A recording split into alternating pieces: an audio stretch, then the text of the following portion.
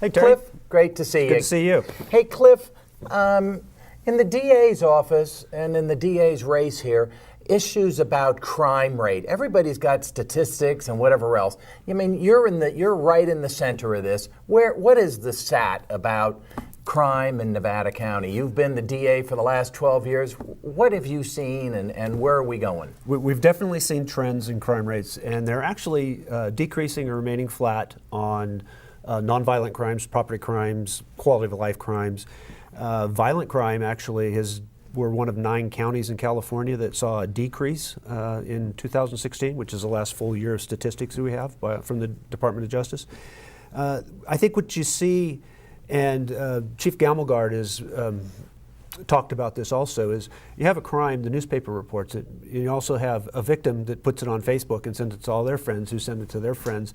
And then suddenly a thing that used to be seen in one place, which is in the newspaper or on the radio, is seen 15 times, but it's the same event. So there's the perception of this increasing crime rate, but it really isn't.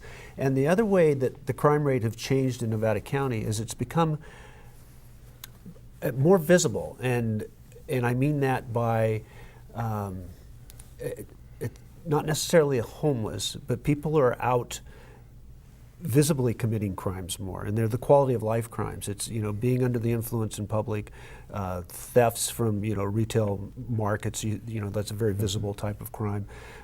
Being under the influence, you have some frequent flyers, but what we've done is recognize that change and accommodated it in the courts. After about 4 years ago, I started actually sitting in the mornings and doing the morning arraignments so I could see who those multiple offenders were, because they get arrested frequently.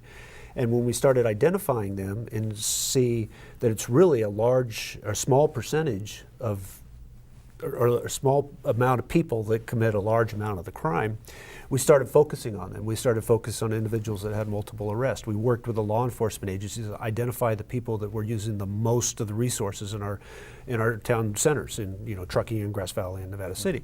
And by doing that, we saw the individuals were doing it, and then we do an analysis of what they call criminogenic needs. What's driving them to commit these crimes? Sometimes it's poverty, sometimes it's drug abuse, sometimes it's alcohol, sometimes it's mental illness, sometimes it's homelessness and just trying to survive. And so once you can identify what the cause is, then we fashion our resolutions in these criminal cases to attack that cause. So we say, this guy's offended many times, you go to jail for 120, 180, 270 days, unless you want to go to a treatment program. So we accomplish it one way or the other. If they're not ready to be rehabilitated or get reintegrated into the community, we'll put them in jail for as long as we can. Okay. But it gets them off the street and out of the back of a police car.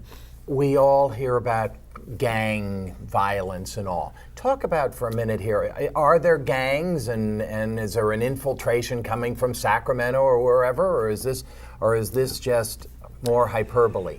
It's not hyperbole. It's something we need to pay attention to, and we do. We've trained our law enforcement agencies, detectives in my units and the other law enforcement agencies have gone to trainings to recognize gangs, and we're starting to see little influxes into the Nevada County.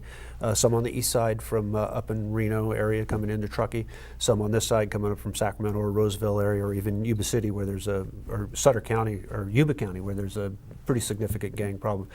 But we haven't had any real gang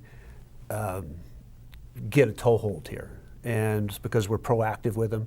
In the last years, I've only prosecuted probably 2 cases with what's called a gang enhancement, where you can enhance the penalty because they're a member of an actual gang. And so there just isn't a lot of gang violence in Nevada County.